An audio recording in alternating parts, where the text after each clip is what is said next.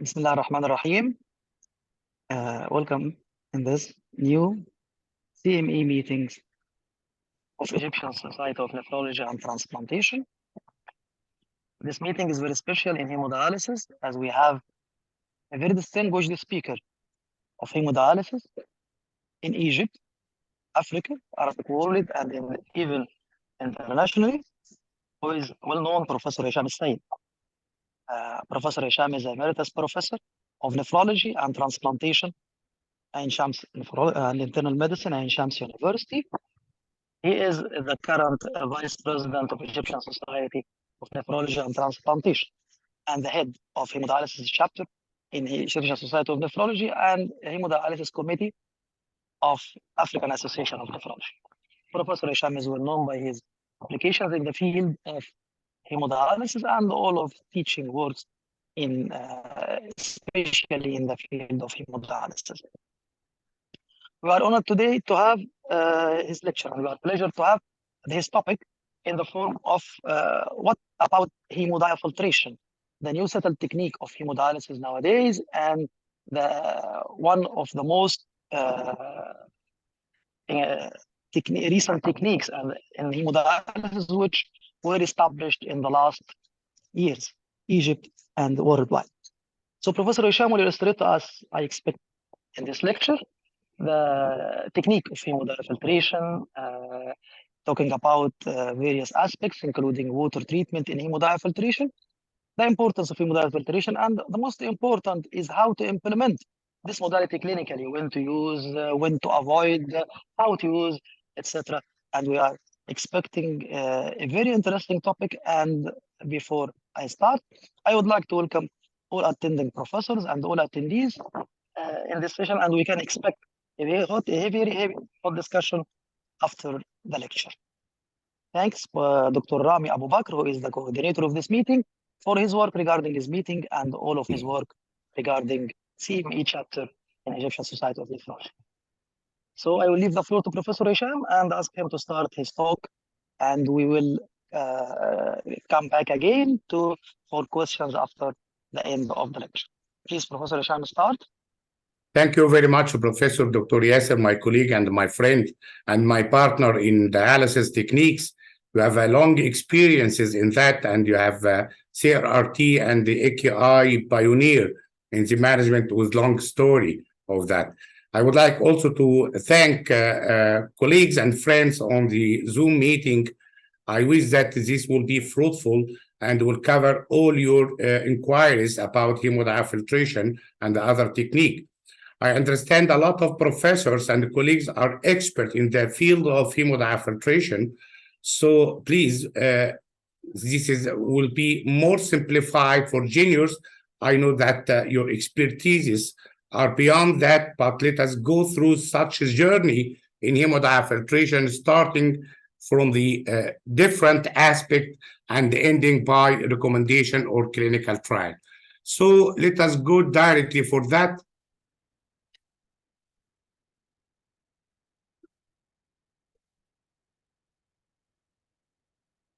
And this is our clinical implementation of hemodiafiltrations along the long experience in our field. We will have this disclaimer first. The following slides are for educational purpose only, and all data are available for further reading.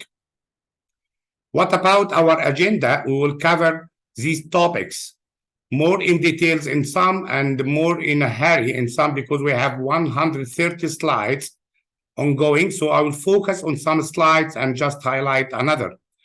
We will talk about water purification systems, basics of HDF techniques, the expanded hemodialysis versus hemodiafiltration, how to choose dialyzers for fitting hemodiafiltration, how to implement that in the clinical practice, and then we'll go to our Shams University experiences in the reduction ratios and other publication, and we'll highlight latestly by the latest randomized controlled trials, including the list one of starting from the Turkish, ending by the convention study.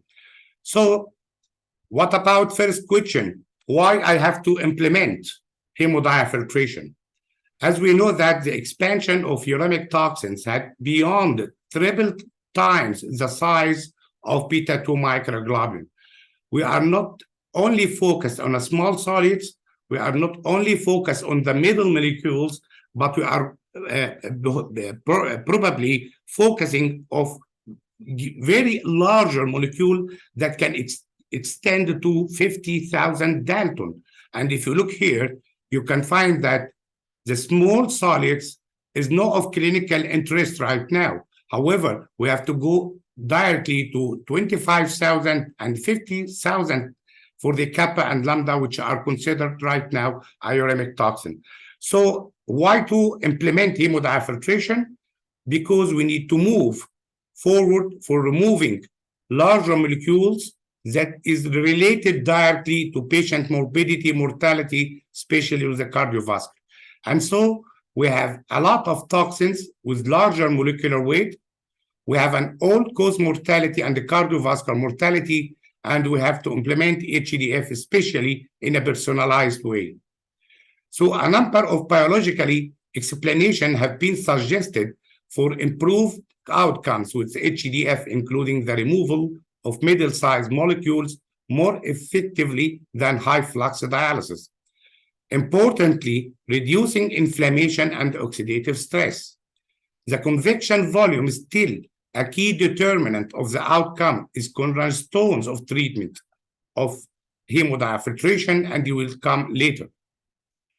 The aerobic toxins with high impact evidence scoring for comorbidities and mortality, including some of them could be removed, beta-2 microglobulin, asymmetric dimethyl arginine, and the others, looking to the cytokines like interleukins, TNF, fibroblast growth factors. And on the second highest score, you can find additional uremic toxins that could be removed. So the target is going up and uplifting the molecular weight of uremic toxin that we should focus in removal of the patients. Going for that, we have a molecular weight and middle molecules. We have intradialytic morbidity, we have inflammation, we have intradialytic hypotension and oxidative stress. If you look to these 5 targets of treatment, you will find that hemodiafiltration is a potential benefit to remove all of that. Can have cardiovascular stability, can remove cytokines, can have more intradialytic control of blood pressure, can remove inflammatory disorders and intradialytic morbidity. So membrane innovation in dialysis will focus on the sum of the uremic toxins according to the molecular weight on the left. We'll have just 11,000 for beta-2 microglobulin, but going up to 45,000 for other molecule, and its nanodiameter is increasingly. So we need more of the permeable dialysis membrane to fit for removal of such big molecules. What about hemodiafiltration in Japan? It's grossly increasing over years. The number of patients going for hemodiafiltration in Japan is increasing too much. If you look for the 2009 and now 2018 and beyond, you can find that the majority of patients are doing hemodiafiltration.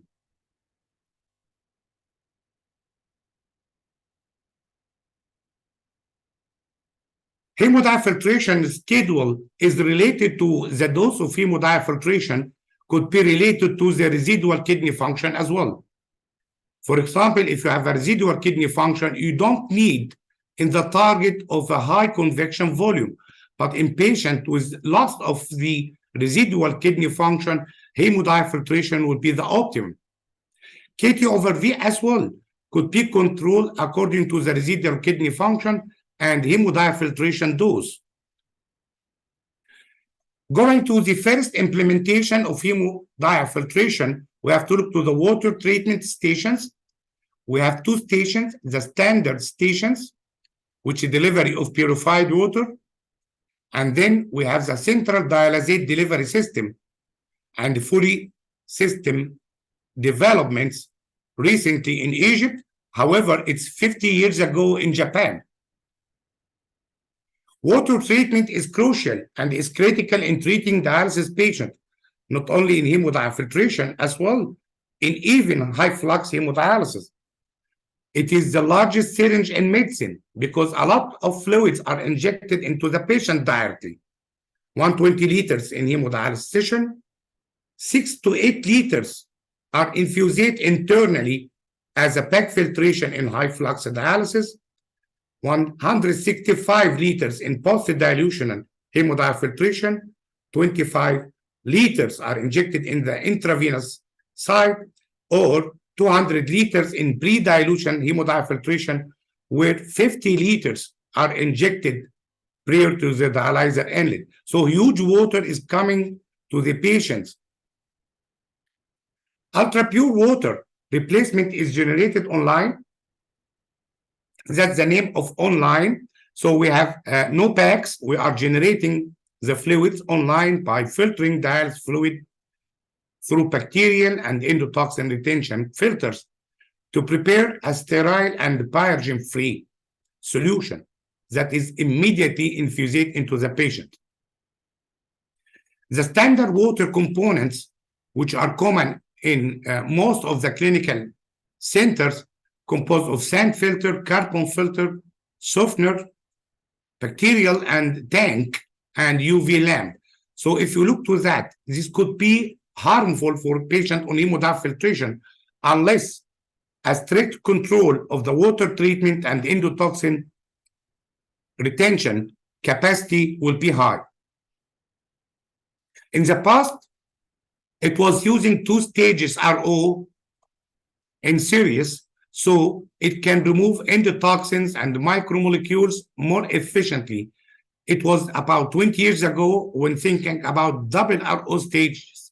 However, nowadays, we are not using too much double RO stages because we have more endotoxin retention filters in each dialysis machine. Double RO system, meaning that if we have a feeding water coming from the water treatment, we have in parallel that RO membrane, but pushing to an additional last RO membrane to go to the endotoxin lower limit for the water treatment station. And this is double staging RO system. You need here a pump just to pumping from one RO to another one RO. Reversed osmosis, meaning that we reverse the physics of osmosis.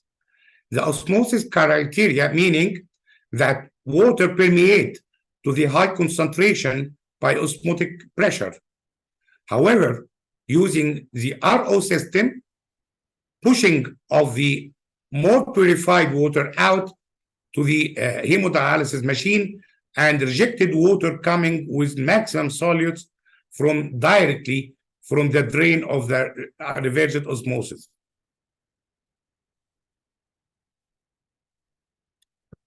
So reversed osmosis could be as a traditional one, pressure gradient. The flow here in the standard hemodialysis units are very slowly and push that water into a tank, while in more modern dialysis units have more on the direct RO, which means that pushing directly the water into the dialysis machine without tanks, and will come into a second. And this is how we can have a municipal water or city water that go to the RO system, to the distribution circuit. However, if you put here the dialysate acid and base, you have to use 2 in series endotoxin filter. Those endotoxin retention filter can induce that ultra pure or sterile. So you need 1 endotoxin filter to produce ultra pure dialysate, and you need 2 endotoxin filter to produce sterile dialysate. The difference is in the component and of endotoxin retention.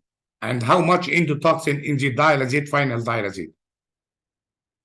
So substitution fluid typically in hemodiafiltration need at least in series 2 hemodiafiltration filter with endotoxin capacity very high.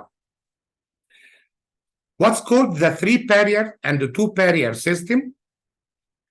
The 3-barrier system meaning that you have 3 endotoxin retention filter. You have one endotoxin filter, and the second one endotoxin filter, and a third one, which is called ultra filter, and this is disposable one, just coming with the tubing of substitution. So we have double filtration behind the hemodialysis machine, and a terminal third ultra filter or endotoxin retention filter coming directly to the infusate. And this is typically the Baxter rule. In other machines, usually we have 2 sterilizing ultrafilter or retention filter endotoxin. One could be useful just for inlet of the dialysate, coming the dialysate with ultra pure criteria. But if you are going to inject with substitution fluid, you should have additional point here to go through to the pre or post dilutional mode in hemodiafiltration. So anyone who will have a hemodiafiltration machine, they have to ensure that there is 2 endotoxin retention filter behind. The longevity of the endotoxin retention filter is around 100 sessions of hemodiafiltration or 3 months. However, using disinfection frequently with chlorine damages the filter. So it is not recommended to use chlorine more than 7 to 10 times disinfection cycles all over. Otherwise, the endotoxin filter would be leaking. The hemodialysis machine here does not check for the endotoxin retention capacity. It's only check for the integrity of the fibers. So what do you think about that? If you are using 100 sessions, we have to control that frequently with water treatment station to ensure that the least amount of bacteria and endotoxin are coming. So this is a final guard, but previous steps are also very high and important. So achieving a high quality water for ultra pure dialysate, you can find that here the difference between ultra pure dialysate and the sterile dialysate is the same endotoxin value, which is 0.03 per milli endotoxin unit per milli. However, for sterilization of a dialysate, you have 1 per million bacteria. Instead, here in the sterile, and less than 0.1 bacteria in the ultra pure. So the difference between both is the bacterial content, not the endotoxin content. Sterilization of the water treatment station is mandatory and should be done routinely and regularly, because one bacteria can release tons of endotoxin by fragments. It is a filtration during the filtration process of the dialysate, and it depends on the membrane filtration. The important of that is the polysulfone membrane is the highest, which catch out the endotoxin from the water treatment station. Coming to the second part of water treatment station, which is called the modern water treatment station, which is the central concentrate supply or the central dialysate delivery system. All of them are equal in names. It depends on the more automated water treatment station with a mixer that mixes the acid concentrate and the piping that directly into the dialysis machine. So you don't have here a canister for the acetate here for each individual machine. It's a group for all the dialysis units. It has a direct RO system. There is no tanks the direct flow RO system push directly the water into a mixer, and a mixer with an acid concentrate mixes the dialysate and push that to the piping inside the hemodialysis unit. If we go deeper on that, you can find here that if you have an RO and you have here a central supply system mixing that with acid and base sometimes, but here we are using acid. I don't like to have a bicarbonate liquid running in the tubing because fear of bacterial growth. And we have here distribution loop. So going to each machine directly from such a canister, big canister by gallons, can supply a lot of hemodialysis machine. Usually, direct RO system one can feed up to 20 to 25 hemodialysis machine according to the efficacy of the RO system. Again, this is a direct flow, meaning that you don't have tanks inside the water treated area. And if you look to behind the hemodiafiltration machine, you can find here the connections between the in and the out. It's completely automated area here. You will not find the canister, but still you will need a bicarbonate bag. In our clinical practice, we are using only acid fluids, so we can use here a bicarbonate. This is the control, and this control can supply 1 or 2 machines at the unit.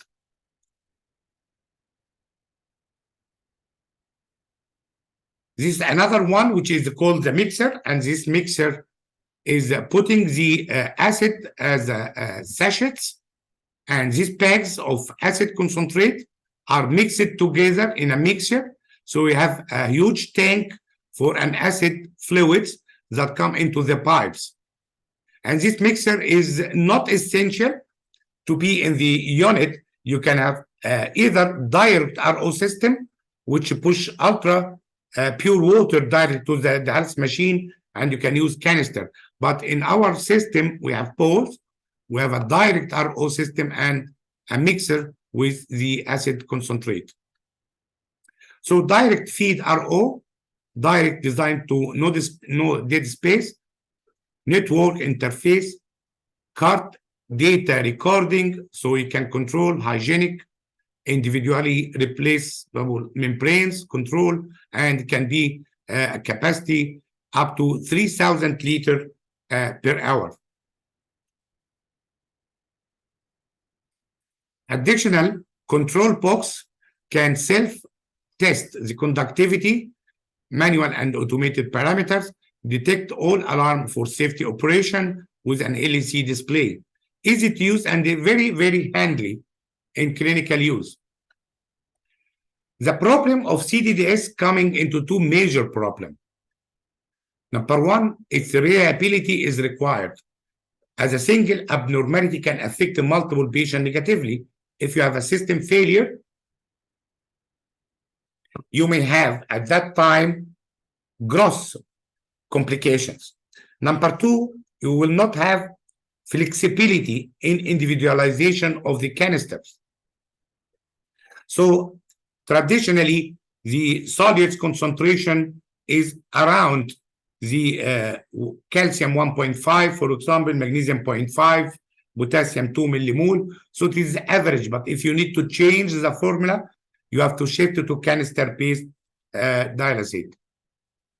So this is a very compact system, distribution loop, endotoxin-free, very reliable.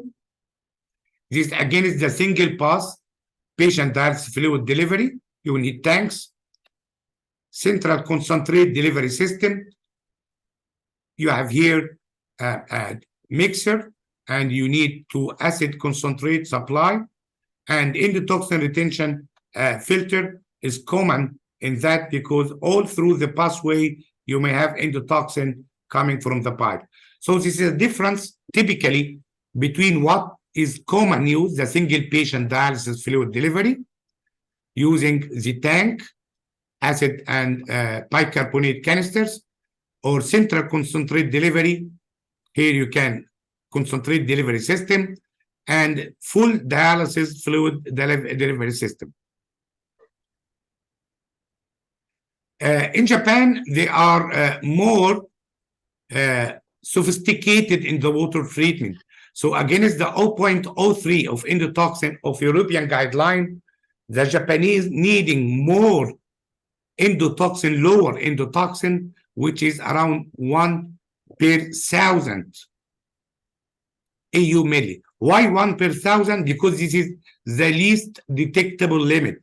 So if you have the more detectable limit, you will have lower than. So it is usually the endotoxin is nothing, no one. So difference between 0.03 and 0.001 is a huge difference. This is a Japanese guideline. Another one developed in the automated machine during hemodiafiltration, what is called development of fully automated dialysis system. The fully automated dialysis system, which meaning that using the pack filtration or substitution to automate the priming, you don't need saline to prime, blood rinsing pack to end the dialysis, and the rapid fluid replenishment process. So you don't need to put saline over the machine.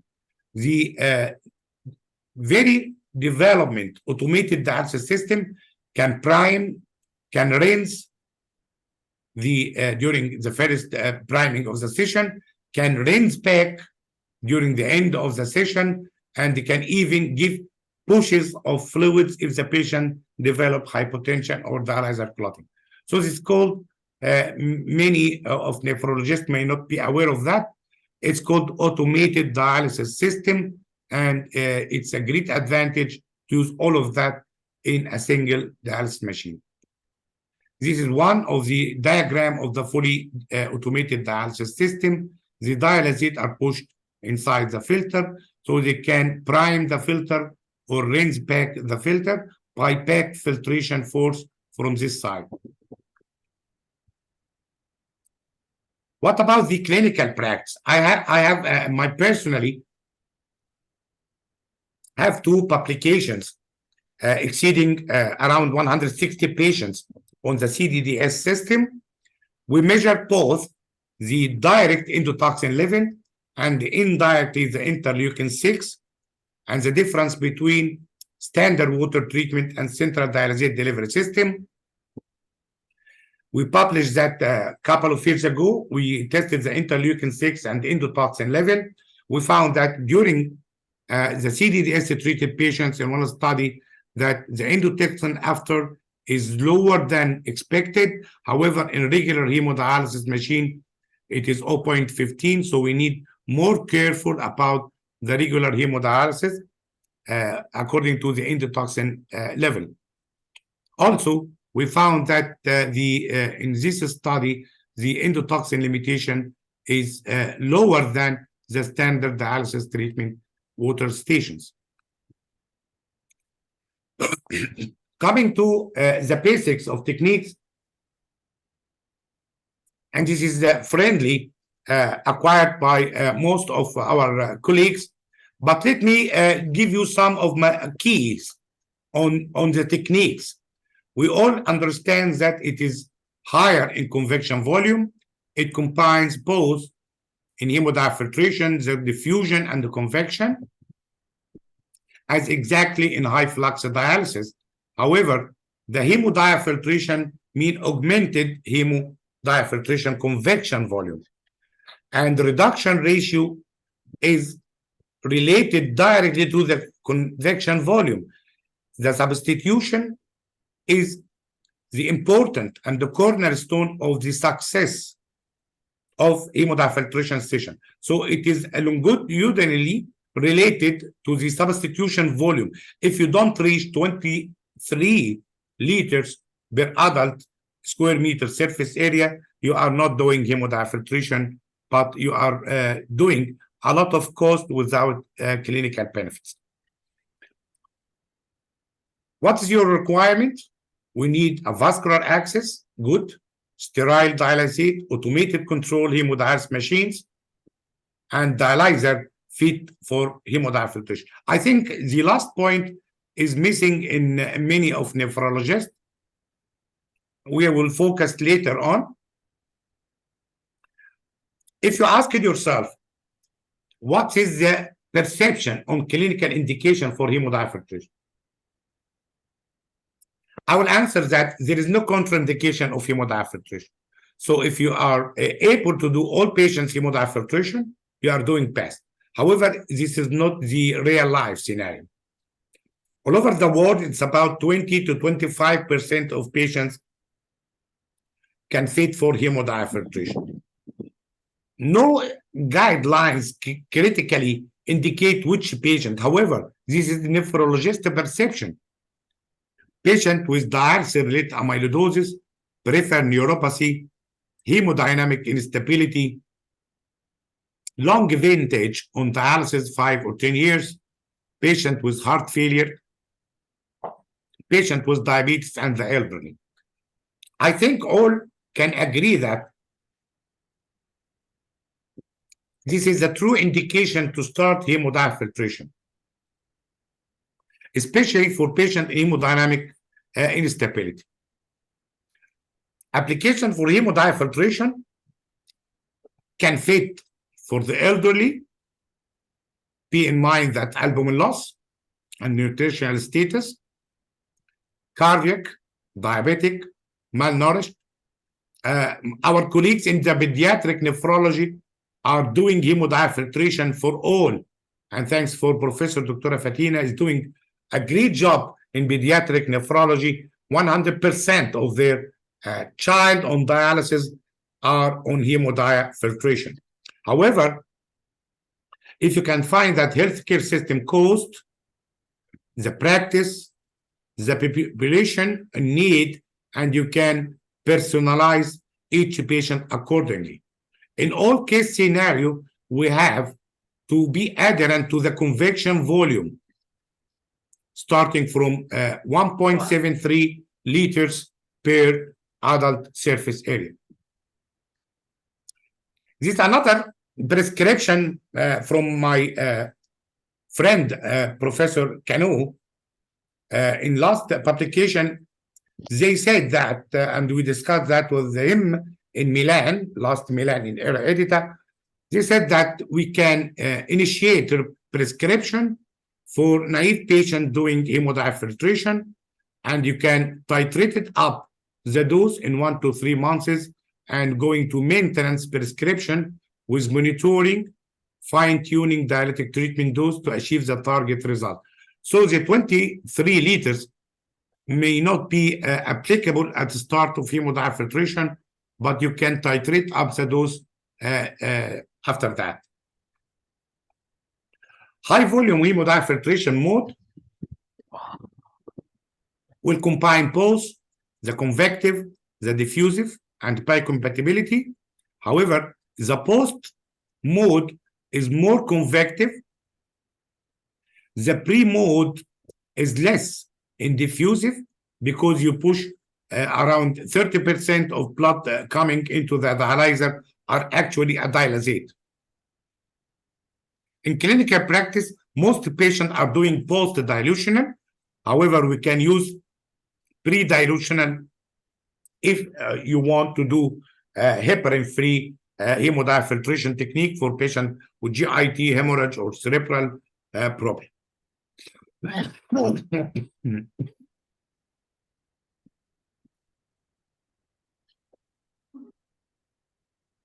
Successful high-volume hemodiafiltration will depend on high blood flow, excellent vascular access, and ability to achieve adequate anticoagulation. This is a prescription. You can choose a dialyzer with a high Stevens coefficient, with lower serum albumin.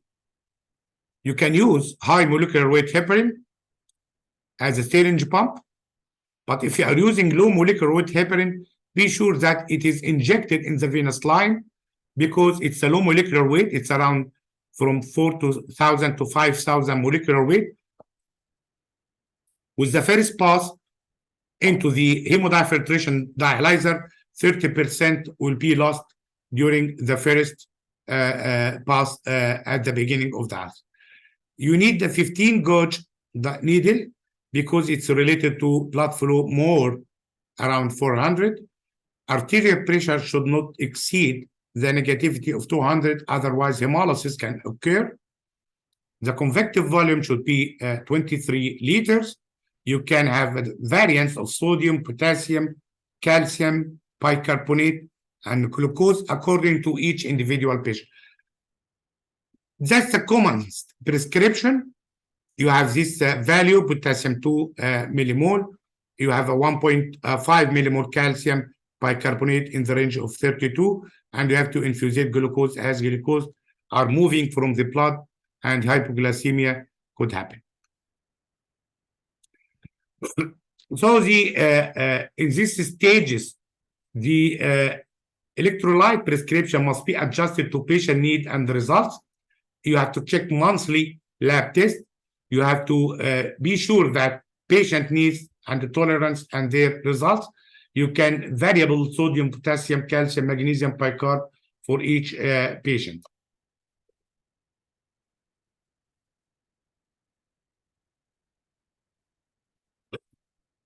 Is it feasible option to routine clinical practice? Yes. However, we need more of the vascular access.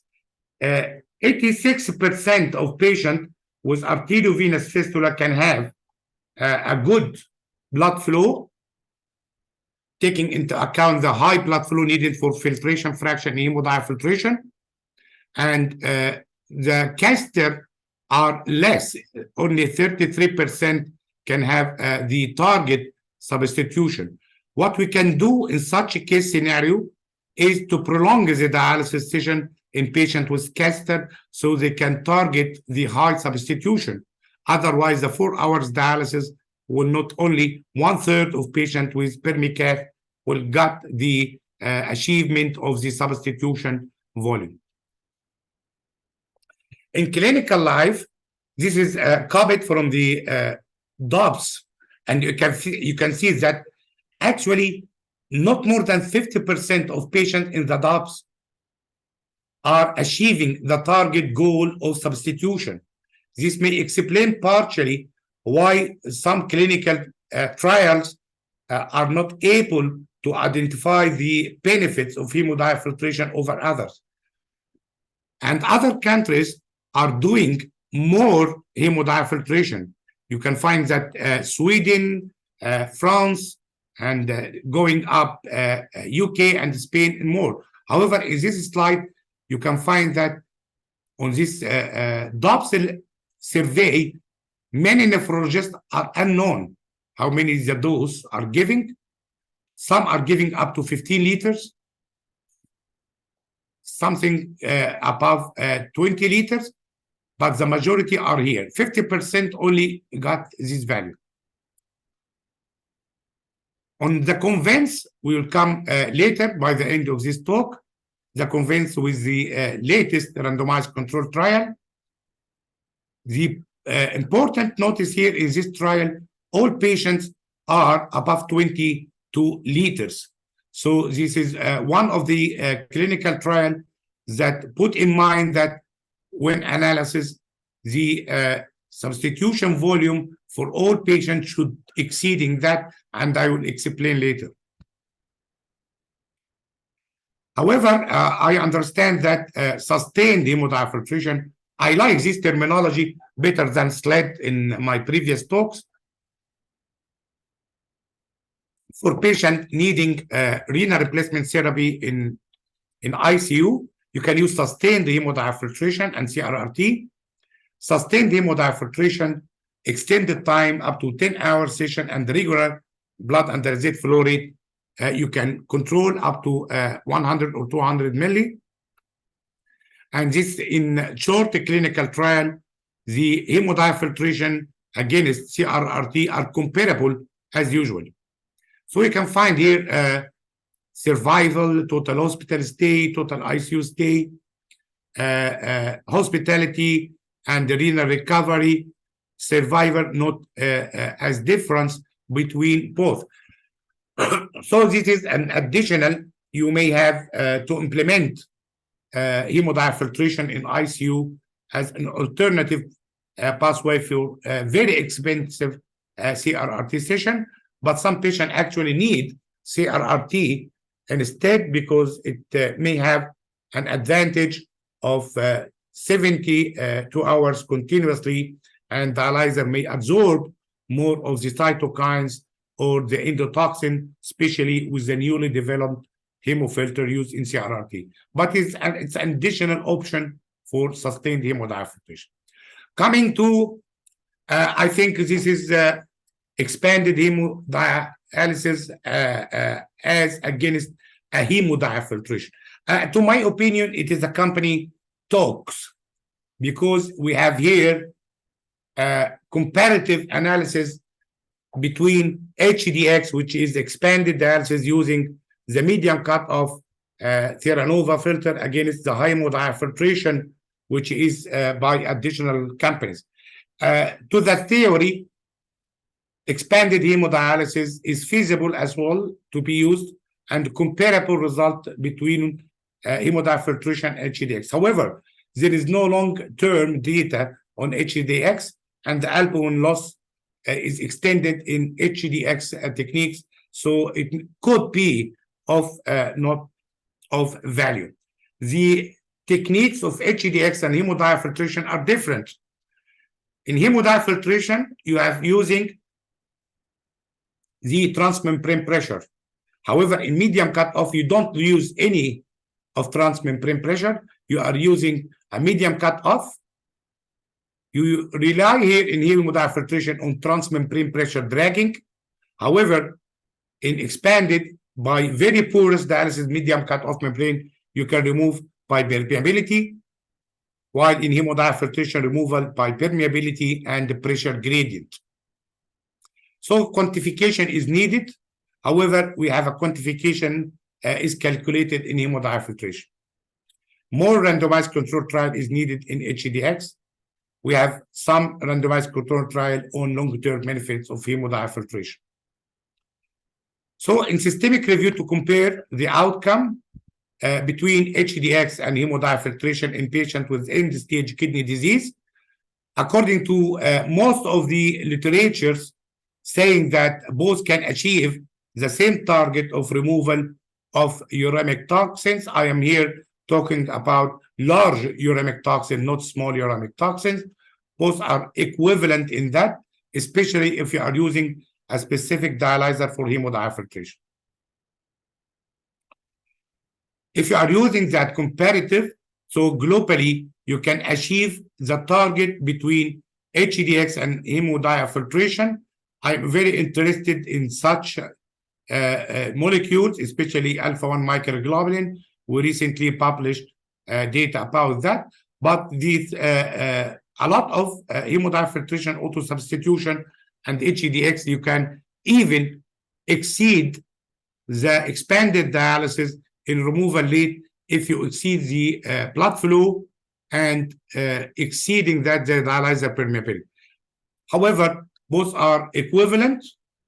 If you are doing that, it's okay. If you are going to move toward expanded dialysis, be aware of the albumin loss. So here you can find a lot of publication sponsored by Baxter Healthcare Corporation, because Theranova is the Baxter. And you can find a very comparative results according to the blood flow, treatment duration. And here you find beta-2 microglobulin. So kappa and lambda, FGF23, YKL40 protein, which is an inflammatory biomarker. If you look to this graph, you cannot say that HDX is inferior to hemodiafiltration, but you cannot on the same way saying that hemodiafiltration is inferior. Both are in parallel. You have to do any one of them, but take care of HDX. We have no long-term survival. Coming to last 2 points in my talk. Actually, if you asked me, this is my favorite, how to choose dialyzers, and especially this dialyzer to fit hemodiafiltration. In Hesham University, we are using dialyzer, very big dialyzer, 2.2 for hemodiafiltration. We have to think about Cano and Davenport.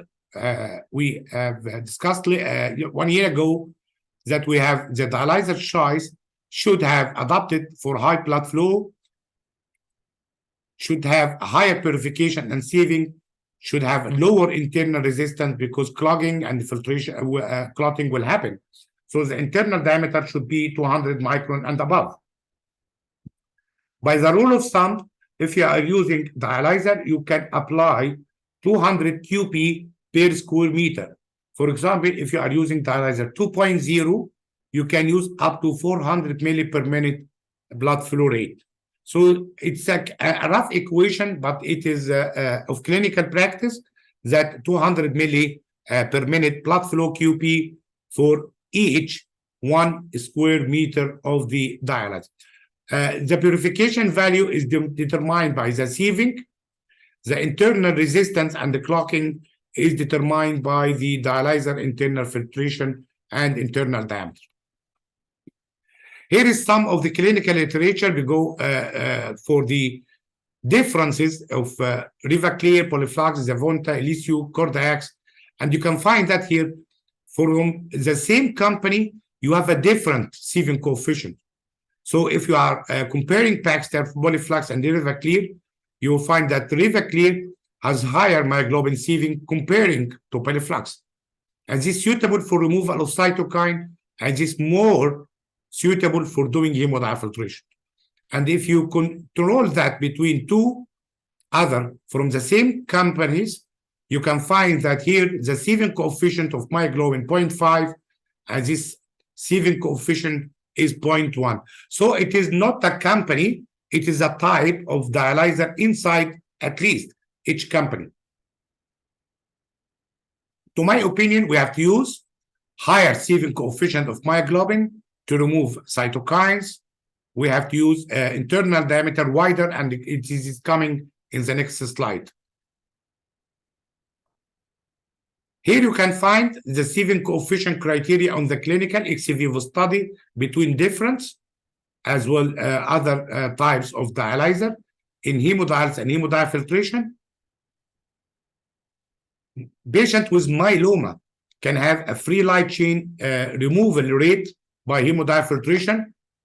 Don't be panic. Hemodiafiltration with high permeable dialysis can treat patient with AL amyloidosis and higher kappa and lambda free light chain. You don't need a medium cutoff or high cutoff, which is obsolete. No other high cutoff are available. And you can find here the loss of albumin. Usually, some dialyzers have higher albumin loss during hemodiafiltration, may reach 3 grams per session. Others may be around 1.5 and others less than 1 gram. It depends on the dialyzer permeability. The changing phase of dialyzer membrane and dialyzer by Davenport, increasing the convection volume and ensuring a filtration fraction between 25 and less than 30. The filtration fraction meaning that the ultrafiltration rate divided on the blood flow rate. For example, if you are doing hemodiafiltration and doing 100 milli per minute of the ultrafiltration on a blood flow 300, so the filtration will be very high, 330%. We have to do that in below 30 and better to around 25. And this is automated by the dialysis machine. So in order to achieve a high hemodiafiltration dose and the convection dose, you have to increase the blood flow so the filtration fraction is in the accepted range. The dialyzer membrane as well, you have to need such from Davenport is an agreement. I agree with them, and you can have to choose higher membrane to remove more of the cytokines starting from the 17,000 and up to 45,000 Dalton. Additional point in my practice and innovation in that field that the hydrophilicity of the internal diameter and the blood clogging inside the filter during dialysis, you'll find a lot of protein deposition. And this huge protein deposition will be very appeared على الهيمودايفiltration technique in post-dilution hemodiafiltration, because protein layer are deposited and obstructing the pores. So the machine try to do more ultrafiltration and failure. And this is the commonest cause of failure of post-dilution hemodiafiltration. Using dialysis membrane, which are more hydrophilic, smooth like an endothelium, is important to choose that dialyzer in hemodiafiltration, because clogging and protein deposition will be less than, for example, this alternative way of a dialyzer in hemodiafiltration clogged the porosity within a couple of hours when starting hemodiafiltration in post-dilution mode. So this is the hydrophilic filtration, and filtration fraction is important. And here in the coming slides, the difference in the internal diameter, you can find huge internal diameter 220. We have 200. Here is 185. This is internal filtration. This is the small for hemodiafiltration, and this is good and fit for hemodiafiltration. So fitting that with internal diameter. So the prescription of hemodiafiltration, the extracorporeal blood flow management, blood flow fit, as we said before, that 200 per 1.0 square meter of dialyzer surface area, that equate about 400 milli per minute for a 2.0 square meter dialyzer is required. The internal diameter again is crucial to maintain a smooth blood flow. No protein clogging, no clotting techniques are here activated, and very smooth against a high shear stress here could happen, but importantly, protein absorption of what's called protein cake during hemodiafiltration. So you have to use a suitable sieving coefficient sufficient to remove middle molecules, KOF above 50 ml/hour per millimeter mercury, low internal blood flow resistance, wider dialyzer is better, and internal diameter 200 micron. Sieving coefficient is different between different dialyzer. If you have read the manufacturer data coming from the internet, and you can find there is a lot of difference between, for example, platinum FX, polyflux, and FX Cordax. You can find the difference. All are nearly equal in beta-2 microglobulin, which is 11,000. However, myoglobin, which is 17,000, you can agree difference starting from 0.1 for FX, 0.5 Cordax, polyflux, Cordax, and others, and ending by superflux here, 0.7. The medium cutoff is huge sieving for myoglobin reaching 0.9. So 0.9 is huge for hemodiafiltration. That's a rule. Don't use Theranova or medium cutoff dialyzer in hemodiafiltration. It's used in hemodialysis because the sieving of myoglobin is 0.9, and huge albumin loss will be more than 7 gram or 8 gram. Some clinical trial was done in COVID era to remove more of cytokines, but it is not in clinical practice right now. So you need very smooth blood flow. You need less clotting. You need to aggravate the blood flow. You can do monitoring of that with the time. Time is a fixed value. Don't go before 4 hours. And you have to use a sophisticated hemodiafiltration with feedback control. The feedback control differ between two companies. Some are using transmembrane pressure during hemodiafiltration. So we have a balance once you have a high transmembrane pressure associated with large volume cause unstable treatment. So aiming for best, which is called auto substitution. The machine decide what's the volume of substitution according to the transmembrane pressure. As a rule of thumb, the filtration fraction should not exceed 25%. The ultra control is for Baxter. It uses another technology, but with the same concept, and auto substitution by Fresenius. Both of them control the hemodiafiltration dose in order to have a safe extracorporeal circuit.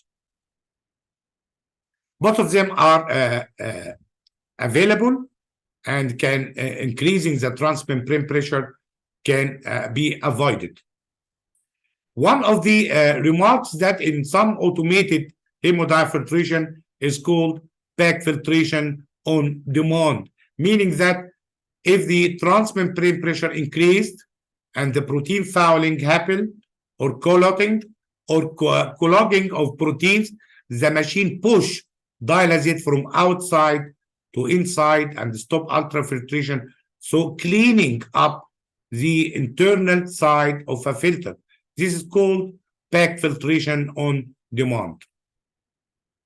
So back filtration on demand, the dialysate back flush the proteins on the inner surface of the hollow fiber. Again, it depends on the transmembrane pressure recorded by the dialysis machine. So auto substitution plus system, it's more than just another automated, very precise, several checks of the pressures, automatically activated at the start, and auto substitution can control the volume of hemodiafiltration. On the other hand, the ultra control mode automatically tests for the optimal TMB pressure and subsequently control the dialyzer geometry and the clotting. And this is the panel. I'll not go through inside the technique for the sake of the time, but this is the commonest panel. Be aware that of transmembrane pressure.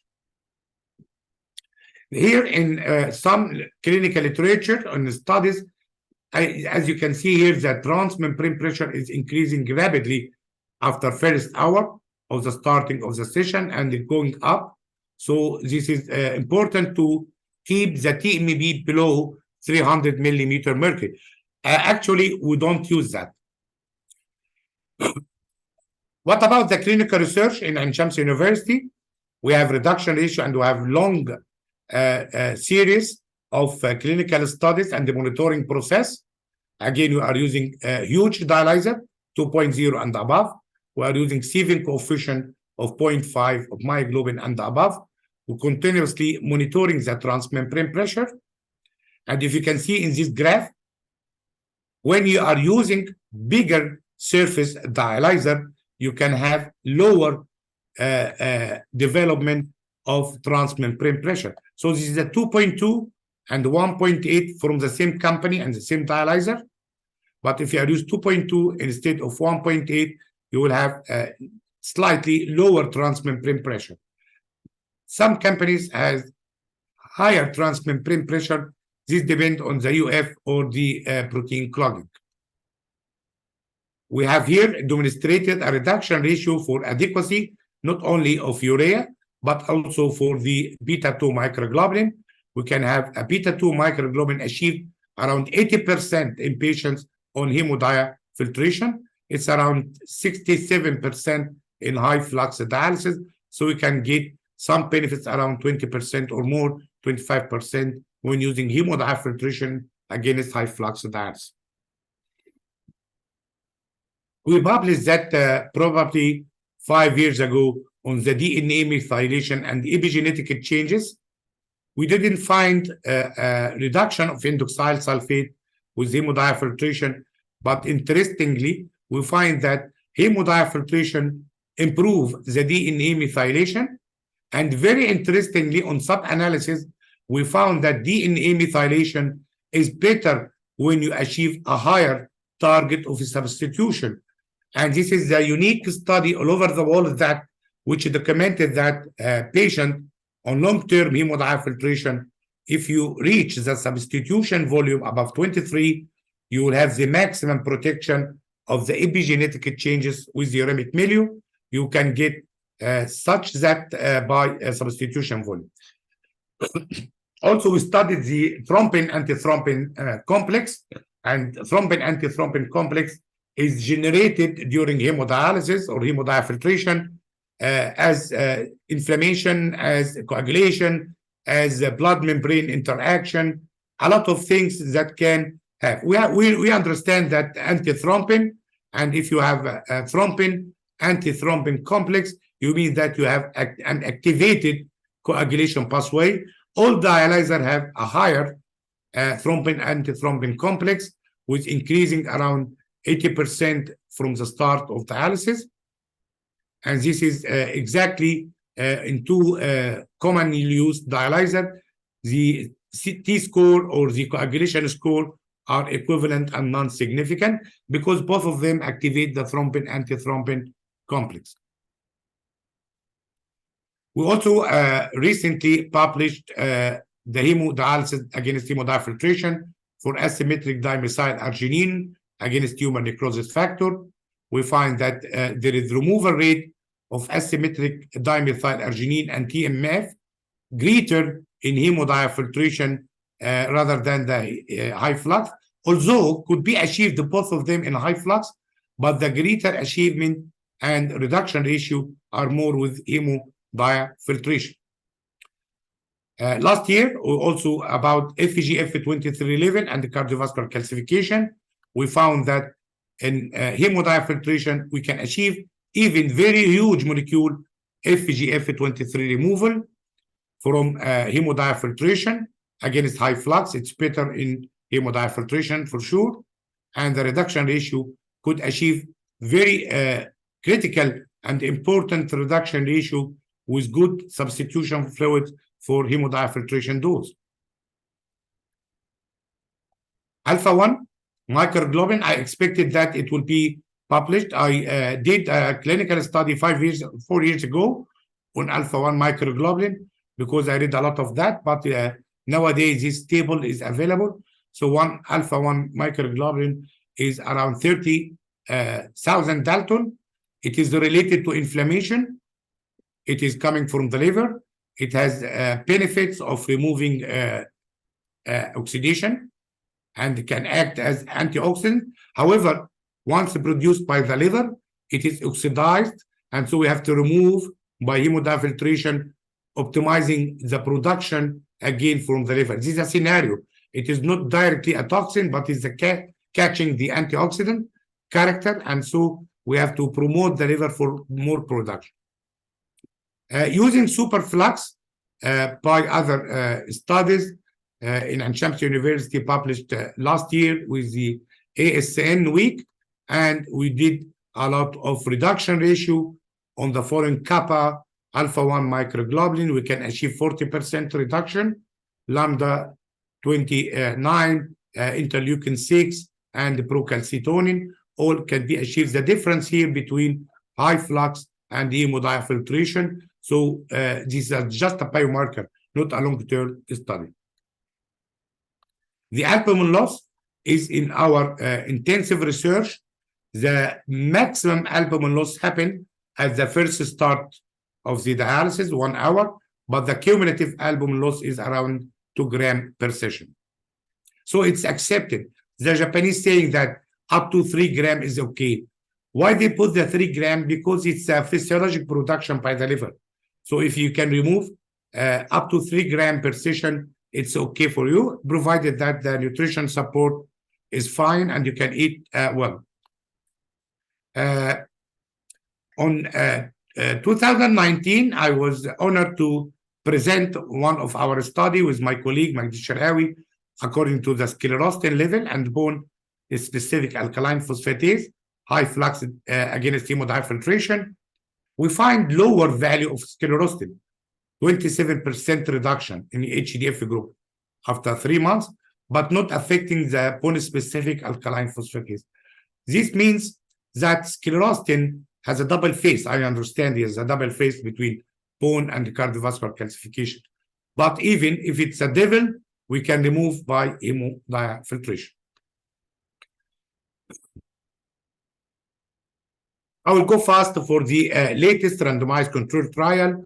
I will focus here on, and I would thank my friend, Professor Bernard Cano, for supplying me with these slides. We talked about that in Milan and here in Egypt 1 week ago. Contrast Turkish, Catalonian, and French study for the elderly. Some improvement in the all-cause mortality and the cardiovascular mortality using hemodiafiltration. And if you see here, this is a standard convection volume. I would say that the 23 liters you can get benefit, and this is described very efficient in the Catalonian study. However, the convention study reached around 90% of patients reaching the 23 liter per session. And if you look here, what is favored, high dose hemodiafiltration better, all-cause mortality improved, but cardiovascular, no, there is no difference in diabetes and other males or females, but at least all-cause mortality are better. Interestingly, this has happened during the COVID pandemic, but patients on hemodiafiltration are doing better during COVID pandemic, and even immune response by vaccination are better in hemodiafiltration group against high flux dials. So this is the convents with reaching 23 liters. And this is published 3 or 4 months ago from the New England Journal. It was pragmatic studies controlling hemodiafiltration against hemodialysis, and extending for 3 years. The hemodiafiltration ensuring the convection volume is above 23 liters. All-cause mortality had been improved, but not cardiovascular death. Probably there is a lot of patients died with COVID, but on discussion with Cano, say that they cannot differentiate between cardiovascular death or from COVID death during the pandemic. It is a parallel study, hemodiafiltration against hemodialysis, nearly equal in both. Hemodiafiltration, all-cause mortality is better, reducing that by around 23%. However, the cardiovascular death and others, infection and the hospital admission was better, but fatal or non-fatal cardiovascular event are equal. Cardiovascular death are non-significant.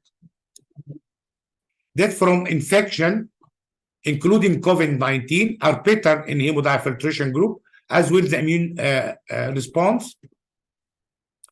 Hospitalization are nearly equal. And this is the conclusion from 17 clinic diarrhea, Piperon, Virginius, and academic. Different techniques, study designs, 1,360 divided into both hemodiafiltration. Interestingly, more than 23 liters as the Catalonian one. Improving in that as described earlier. And all-cause mortality improved, but unfortunately cardiovascular death was not superior. Decrease of all-cause mortality by 23%. High dose hemodiafiltration against high flux disease. So they concluding that high volume hemodiafiltration is feasible with the target convective volume as achieved as the majority, 90% of the convents. I was never associated with any safety issue like fever, volume discrepancy, was well tolerated, patient dropout from the study was similar in both groups. So they concluded that as I said, that they are struggling between HDX and HDF. For us as a nephrologist, both are equivalent in performance, but here they are going step by step HDX against HDF. So, dear colleagues and friends, I'm sorry to be more or less late, but I wish that I can cover a lot of things, a lot of slides. I was deleted this morning because it exceeds a huge number of slides. Probably we can discuss it later, and we conclude that implementing hemodiafiltration should be focused on individual patients' needs and would be the best dialysis if we can ignore the cost. High volume hemodiafiltration versus high flux hemodialysis can have a better outcome and better patient tolerability, reducing all cause of death by different mechanisms, decreasing the stress, intradialytic stress of machines, dialysate, oxidation, volume, ultrafiltration. Thank you very much. Thank you, Professor Hesham, for this highly illustrative talk about hemodiafiltration. It was really a very comprehensive one, including nearly all the necessary data to implement hemodiafiltration on wide-based clinical background, starting from the water treatment necessary for hemodiafiltration and different parts of water treatments, how to use these different parts and spread use of these systems in Ain Shams University, how to control, how to manage this control system by easy hands, going to clinical implementation of hemodiafiltration. And I really enjoyed one of, I think, most important items or points you said in this topic, that there is no contraindication for hemodiafiltration, which is an important point and the way to implement widespread use of this technique. Also, all of the system needed for hemodiafiltration, especially how to calculate the substitute, how to use the substitute, what's the appropriate substitute, how to manage purification of this substitute, even bacterial content reaching to ultra, even super ultra pure. Sterile, yes. Also membrane part, which is a very important part, how to choose the proper membrane, aiming to reach to the ideal results regarding this. Exactly. I would like to thank you really for this illustrative part about the studies, all of the studies passing from nearly all of the studies about HDF, reaching up to the last one from Vence trial, which was published in the last ERA Congress in Milan, and yes. New England Journal of Medicine, and is now can be present in the New England Journal of Medicine. What is the importance of this study, putting a very landmark for the usefulness of hemodiafiltration in comparison to other modes of hemodialysis. For me, I would like to see they remove the slides if you have, and we can really would be much more interesting. I would say a secret. I keep a final and the pre-final. So the pre-final still have a lot of slides. Probably we can open the gate for more talks later on. Yes. Let we see in our some private discussion. Okay. I have a question about membranes. If we cannot reach the ideal membrane described in your talk, so how to compensate for this to reach the proper results? Is there any way from manipulation of the technique, or nothing? You are to stick to the parameters, membrane parameters you mentioned? Yeah, it's a very good question, because you have to apply that on clinical practice, unless it's unavailable. But if for my side, all are available. But sieving coefficient, you cannot by any way ignore the sieving coefficient of a dialyzer fit for hemodiafiltration, because you are doing hemodiafiltration to remove much of cytokines and inflammatory cytokines and the big molecules up to kappa and lambda light chain, alpha-1 microglobulin, FGF23. And so if you are doing hemodiafiltration, we have to prepare ourselves first by a good dialysis membrane. The problem is, if you are using the same membrane, but you cannot reach the substitution volume due to low blood flow or caster, you have to extend the time simply. Yes. So let me go one question of the chat for this point, the time. from Dr. Ahmed Al-Husseini, can we use HDF less than 24 hours? What's your opinion? What's mean by less than 24 hours? This is the question. I want your answer. I 24 don't hours. You yeah, have I a don't specific- under. Okay. You can use hemodiafiltration in the regular dialysis timing for hours, 6 hours. You can do Yes. sustained hemodiafiltration. You can use it 10 hours or 12 hours like SLED techniques. But 24 hours, you cannot use the 24 hours because I think he is mistaken for CRRT, HDF in CRRT. He's speaking about this. He's speaking about HDF technique in CRRT. But you talk about HDF in regular hemodialysis patients with the usual and sustained hemodiafiltration in critical ill in ICU. You can use it as I think this is the point of the question. I have many questions on the chat. You will answer some of them for sure. You can hear from Professor here, Professor Saeed. I don't see. Yes. I'm not here. From Dr. Any difference between the two modalities in inflammatory condition or ESA dose? Yes, it had been published years ago that patient on hemodiafiltration will require less ESA doses because of inflammation. Again, it depends on your prescription. So if you're using the right way, the right dose, and the right dialyzer membrane, you can have a better outcome. You can have a lower ESA doses and less inflammatory reaction. Let me just to highlight that beta-2 microglobulin, it is not the major task because beta-2 microglobulin should be changed its phase before attacking to the synovial membrane.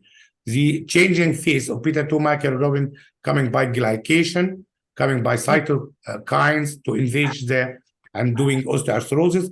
So cytokines removal is mandatory plus beta-2 microglobulin. Okay. Professor Saeed Khamis wants to comment. Thank you, Professor Hesham, for this very elegant presentation as usual. For sure, thank you, Professor Yasser. You are always my back. I'm feeling happy when you are here. Okay, let me believe. Okay. Just I would like to ask you, Professor Hesham, about some basic information in this hemodiafiltration. I know you are ushered to this in at the beginning, that many of our professors here right now hearing you or listening to you, they know many of these basic facts by heart. Yes. But we are our aim, as you know, to educate or to teach our junior colleagues. Yes, exactly. So, okay, so could you please just put, if you don't mind, put a definition for these following items? You can, if you don't mind, write down what I mean, because it is almost 6 or 7. I will answer one by one. Okay, let us start with internal hemodiafiltration. What is meant by this? Yes, internal hemodiafiltration was a fake.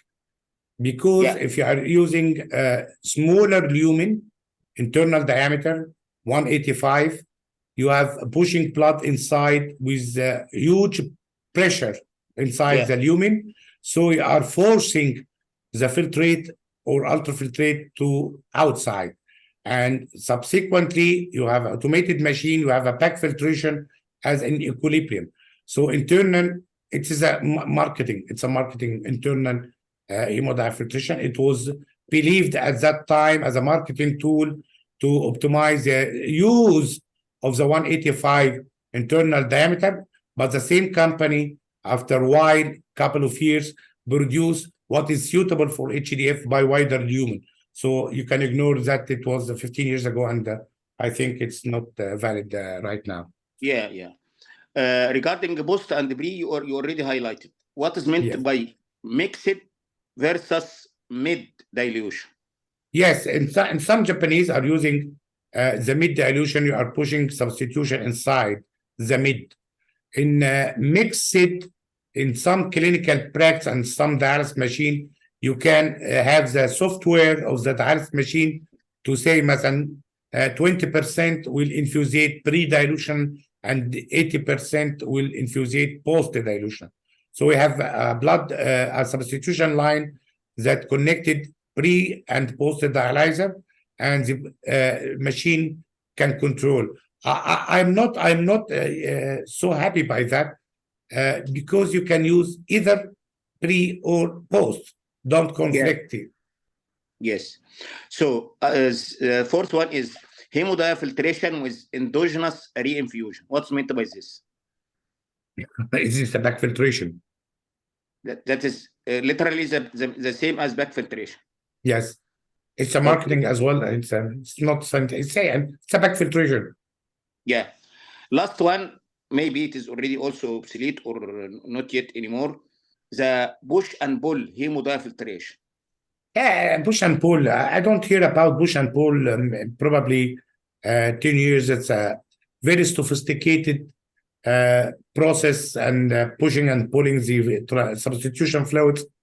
But I don't read about that from 10 years ago because it was written at the start from the hemodiafiltration 20 years ago and cannot be on practice right now in Europe or even in the Gulf area.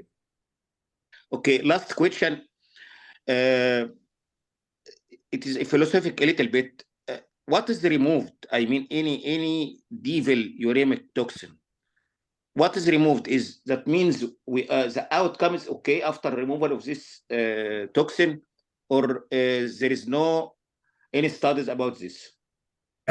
You touch a very good point between reduction ratio and how this is translated into a fruitful outcome. You understand that the uremic toxin, we have to identify 4 steps. You should identify 4 steps. One step, you can lab. You can test this material or this solid. Number 2, you have to find that it is higher than in uremic rather than in normal individual. Number 3, it should be related directly to pathological injury like endothelium, heart, brain, or whatever. Number 4, it should be, and this is the problem. Number 4, it should be related of the clinical improvement after removal. So these are traditional 4 steps of uremic toxin definition. Unfortunately, the answer is blind. We have a lot, for example, picresol, sulfate, and others are linked to endothelial injury or cardiovascular death. But you cannot say that in removing that will improve. Another one, the asymmetric dimethyl arginine, is a very potent inhibitory of nitric oxide. Yes, it is that chemically, but how it's translated to the outcome, you will not find that. Overall, all-cause mortality and the cardiovascular mortality is feasible to analyze on long-term hemodiafiltration alone. Okay, thank you. We enjoyed really this very, very, very illustrative presentation, and thank you so much. Thank you, Prof. Question, Professor. Thank you, Professor Saeed, Professor Hesham. Question from Dr. Abdelhamid Amin about any major difference regarding medication dose and medication removal by dialysis or HDF. Yes, it's differ. Yes, it differs. For example, if you are using vancomycin or other. On the pharmaceutical, they don't know exactly the pharmacokinetics on the high dialysis permeability. But there is some significant drugs that can be removed, although they said first, no dose modification. I will highlight that vancomycin. But the difference between high flux and hemodiafiltration is tangible. So any high permeable dialysis, high flux with superflux, hemodiafiltration, you have to recheck back the drug dosing on the card. Any protein bound uremic, any protein bound antibiotics, which is the majority of them, will not be removable. But some antihypertensive drugs, for example, you have ARBs are not dialyzable, like ACE inhibitor, beta blocker are not equal, calcium channel is inferior than ARBs in dialyzability. So each drug will need revision. And I think in the practice of nephrology, all we cannot say generalized recommendation for drug, even dose adjustment or something like this. You are not to know them by heart. You can't simply check this drug clearance, this drug dose adjustment. Yes, booklet. Type of dialysis. We are not you know them by heart and repeat them when needed. It's to be checked once needed and get the proper dose according to your proper situation. That especially that we have usually not a single factor. Usually maybe hemodiafiltration in a liver patient, or the patient is adjusted for taking IV fluids or special type, etc., with the usual daily care in the hospital. Another question. So Professor Muhammad Abdel Bari wants to comment.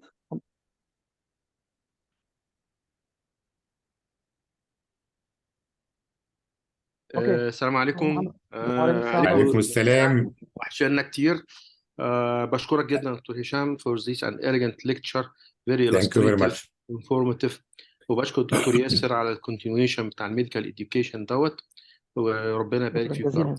الكومنت بتاع الدكتور هشام زي ما حضرتك قلت ان احنا لو نقدر نعمل لكل الناس هيمودافلتريشن it will be a very good achievement، لكن احنا طبعا ما بنقدرش. وزي ما حضرتك قلت برضو ان حوالي 20% على مستوى العالم وكده هم بس اللي بيعملوا. فاحنا دايما بنواجه مشكله ان البيشنت بيشوف مكنه جديده و فاشمعنى ده محطوط ومش معنى ده محطوط. I can feel your question. انا لسه بس هكمل النقطه. انا جبت السؤال بتاعك. حاطين رول احنا مثلا زي ما حضرتك قلت الناس الكاردياك، الناس الاولد، الناس المال نورش، الناس اللي احنا بنحط ان هم داخلين مثلا على اميليدوزيس، الناس كده بنسلكت وبنحطهم في مراكز تانية عشان خاطر تبقى بيحس ان هو ممكن يبقى فير شويه، يقوم يعمل ايه وانس ويك. ايوه ده اللي انا كان قصدي على سؤالك. فهل ده انا دايما بعترض بقول له يعني مش هتستفيد انت من الهيمودافلتريشن بالطريقه ديت، وهيبقى استهلاك على الفاضي. وحضرتك عارف طبعا احنا دلوقتي بنعاني من اللاينز وكل كلام. فمش عارف ايه راي حضرتك، هل وانس ويك و2 ويكس هاي فلاكس فلتر ده له اي ساينتفك او حتى غير ساينتفك بيزك؟ نو يعني حضرتك ما تؤيدش كده؟ لا I discussed that مع بيرنا كانو كان probably 7 or 8 years ago that the HDF dose per session and per week. Even in literature, they calculated that around 70 liter per week substitution. Nothing saying that once per week will improve. Even in the long-term studies or short-term studies, they are doing thrice weekly.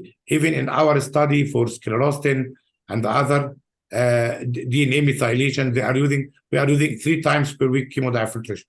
So patients either do hemodiafiltration or don't do hemodiafiltration. Okay.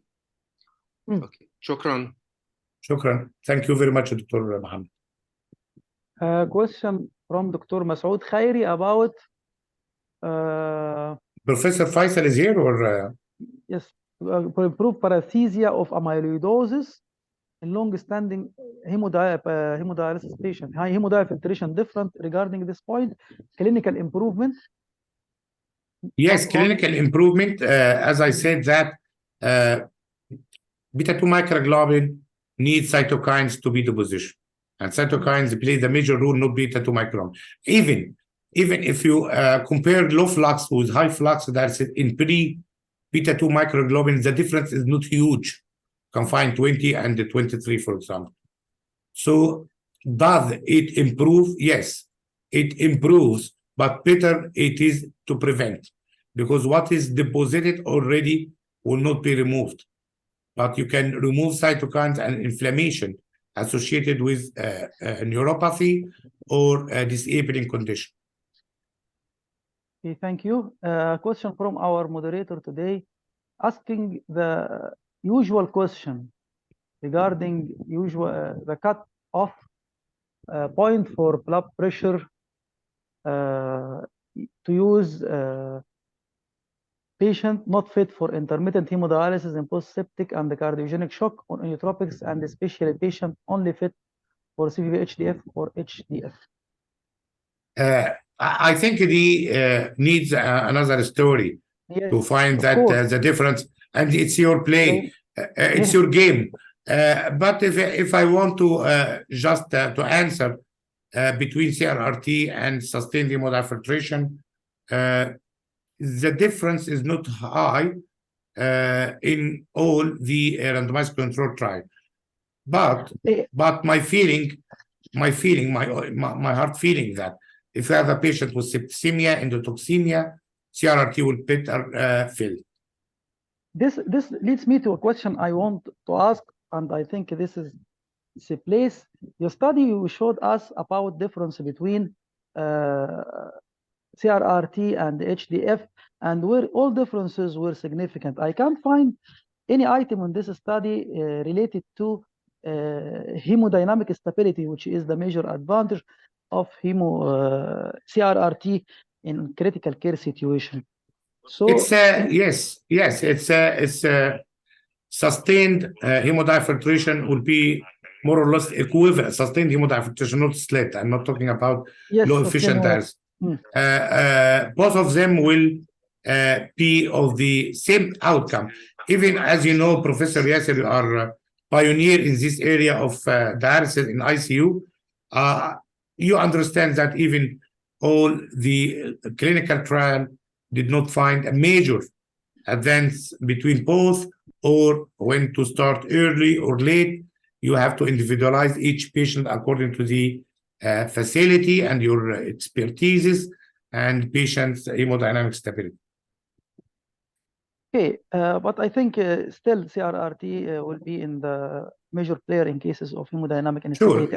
Sure. I can get from the questions that the audiences are Professor Faisal is with us online. Will comment, but I can't get. I wanted to take this point that there is conflict in the audiences between HDF that we are speaking about now regarding chronic hemodialysis patient and HDF, CVV-HDF in acute settings. Some questions another scenario. No, it's another scenario. This is another story totally. We are speaking CVV-HD and the others is the CRRT techniques. Yes, we are speaking.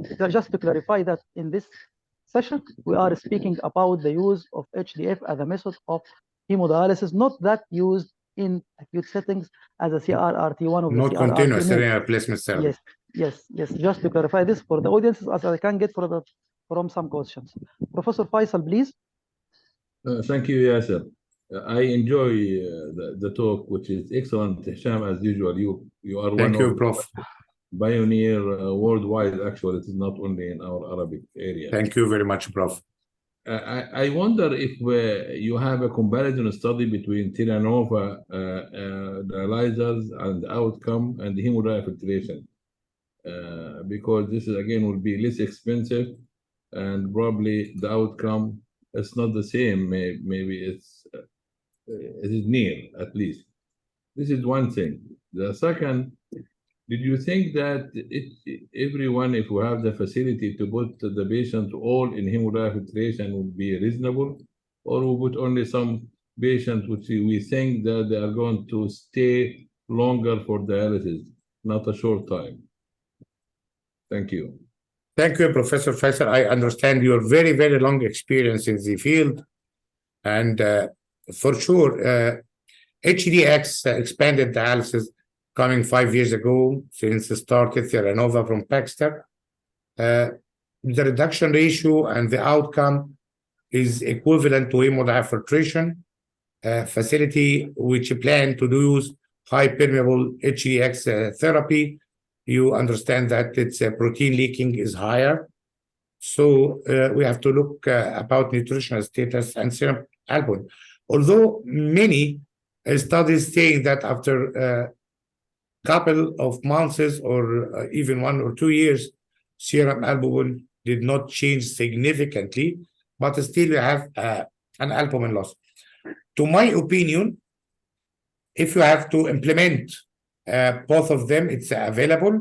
if you can use Theranova or HDX, is traditionally easier for use because you put the dialyzer and keep things to the nurse.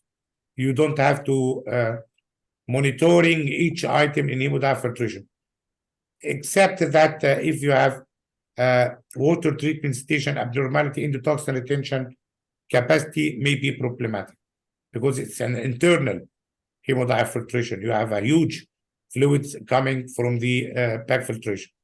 So if you believe me, I think both of them should have the upper hand in treating our patient. On your second hand, on the second question, there is no contraindication for hemodiafiltration, but availability could be important. So if we are using patients incremental dialysis with residual kidney function, good residual kidney function, maybe the native kidney plays the role of hemodiafiltration. So I will start hemodiafiltration later on. Okay, great. Thank you very much. Thank you. Thank you, Professor Hesham and Professor Faisal. Another question from Dr. Mohammed about he wants you to clarify just in 1 or 2 words the absolute contraindication for the use of medium cutoff dialyzer. Hemodiafiltration technique. Don't put that on hemodiafiltration machine. Okay, and CRRT for me. Sure, sure. From Dr. Masoud Khairi again, the comparison between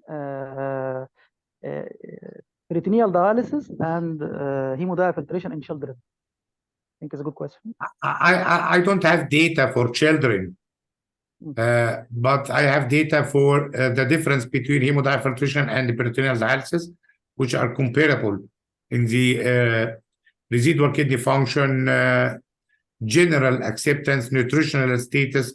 Although BD has a 20-gram loss of albumin per week, but the patient can compensate, are complementary. Why we have to put each one over the other? BD, hemodiafiltration, or are the same way of treating patient. So don't compare, choose which is suitable for each patient.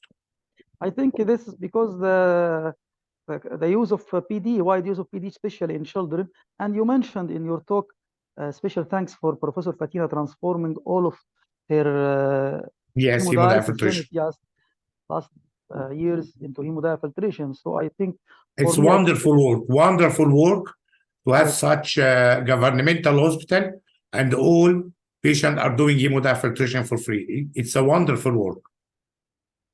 And excuse me, the last question will be for me in this session. It will be somewhat philosophical question about the differences between different countries in using HDF.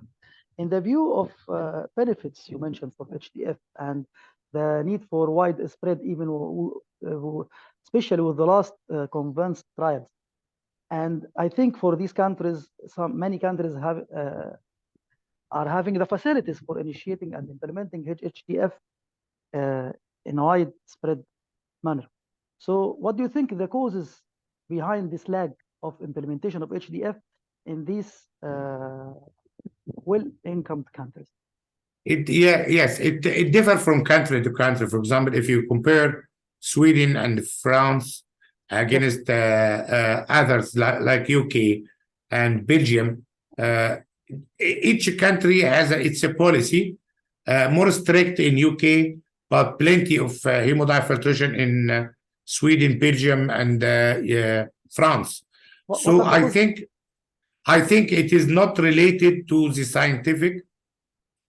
Moreover, it may be depend on the facility, or who are very strict that you can say that most of other studies does not show cardiovascular probability better. For example, for last convince, they cannot say that better cardiovascular death. So I think there is doubt or unmet needs still in hemodiafiltration to convince, truly, not on paper of convince, to convince more nephrologist to be the basic therapy is hemodiafiltration. Okay, so it is not behind the scientific background, it is about country policy. Thank you, Professor Hesham, for this very long, important journey for hemodiafiltration. It's a very teaching directed lecture, very useful for the undergraduates, and it will be yes, a very important guide on their tool to implement HDF widely in our countries and in the region. Thank you for attending, professors. Thank you again. Thank you very much. Dr. Rami Abu Bakr. And excuse me to close this session, and thank you. تصبحوا على خير والسلام عليكم ورحمة الله وبركاته. وعليكم السلام ورحمة الله وبركاته.